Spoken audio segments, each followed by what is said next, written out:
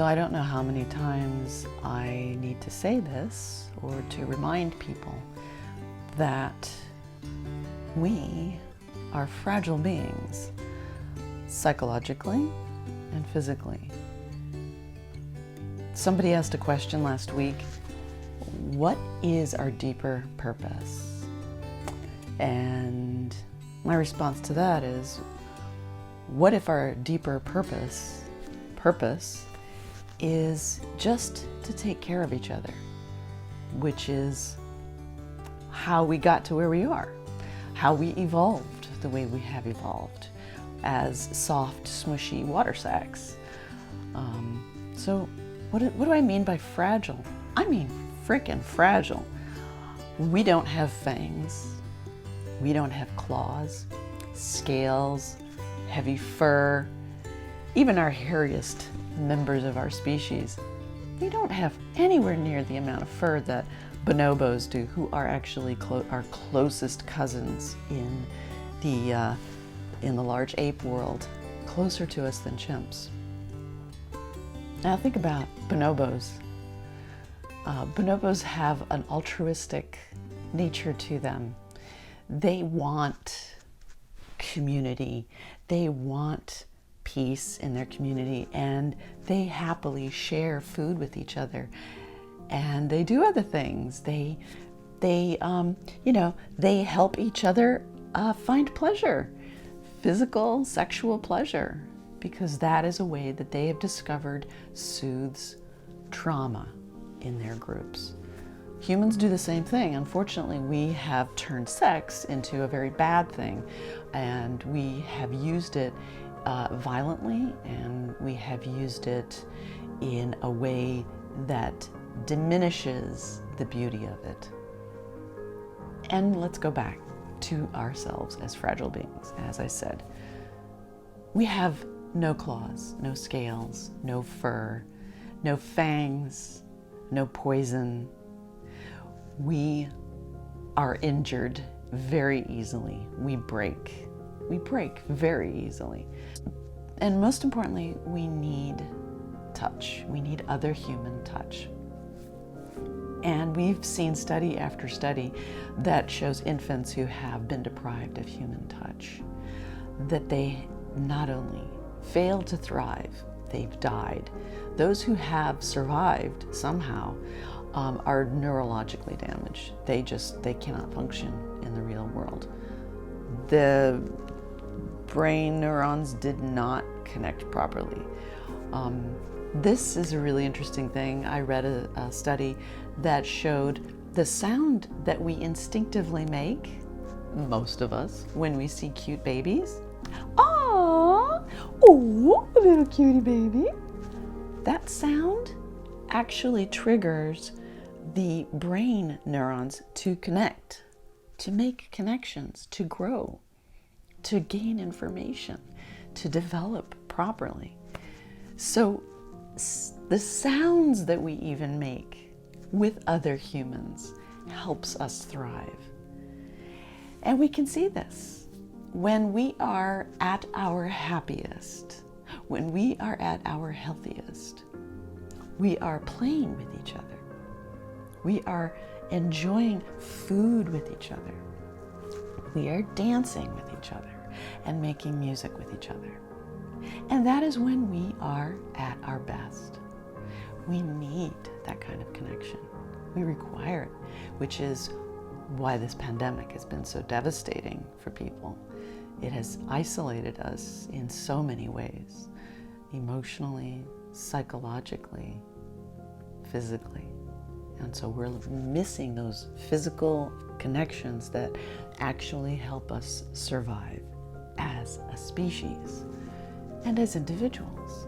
So the other studies that have shown when humans and apes and monkeys are isolated, have been orphaned, or have gone through very stressful periods in their lives where they've suffered famine, abuse, isolation again, serotonin levels go off the charts. And that is very important, because high serotonin levels triggers aggressiveness. And we can see this in our culture when we see young men like these Proud Boys who have completely rejected the fragility and the beauty of their bodies, where they violently abuse each other as a way of initiation. And you'll see that in the most backwards and perverse groups, cults, organizations, clubs, memberships, hazing for colleges, they use violence as a way to initiate. And that has to do with the serotonin levels that are high in those groups of people. They're very stressed and they need a way to express their aggressiveness. And so they do it with each other and they make it okay. They make it part of, this is what we do. This is how we're going to be together. And this is a tragic thing that human species do. And you can see this historically across the board. Whenever groups, villages, tribes are stressed, whether it's because of environmental factors, famine, drought, flooding, or because of the encroachment of other aggressive humans into that territory, humans become more aggressive with each other, even within their own groups.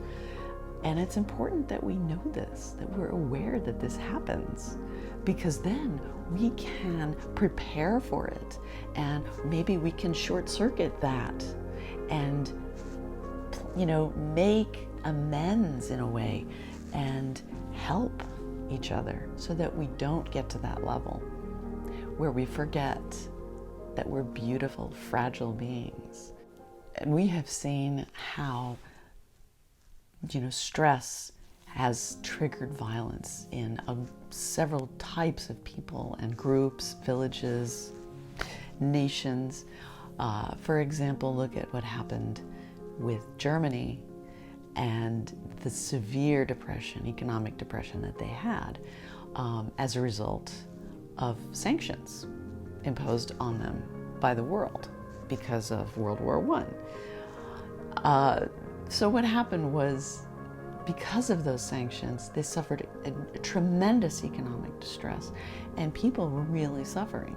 And they were looking for leadership, and they were looking for salvation, and then they were looking for someone to blame, which is human nature. We like to scapegoat.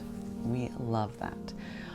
In fact, scapegoat comes from an actual tradition where in villages they would take a goat and they would put all of the blame, everything that had gone wrong in that village would get blamed on the goat.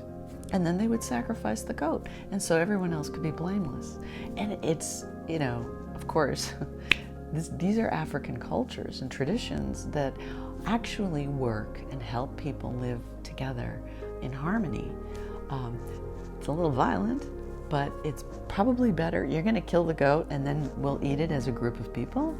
You celebrate that we are going to take each other blameless and continue a friendship and camaraderie and dance and play and eat together and forgive each other for whatever harms we think other people have done to us. In Germany, they didn't have that goat. They didn't have that scapegoat. They used the Jewish people for that scapegoat. They used black people for that scapegoat. They used gay people. They used crippled, handicapped people. They used socialists as those scapegoats. And then they took that to a wider theater and they took it to the whole planet.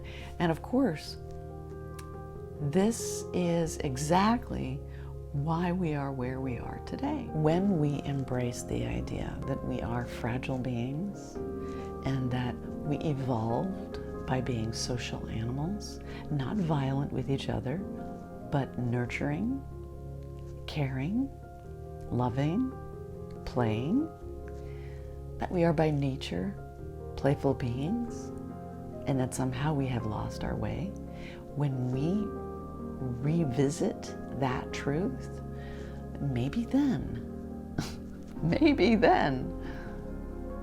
we can heal ourselves as a species.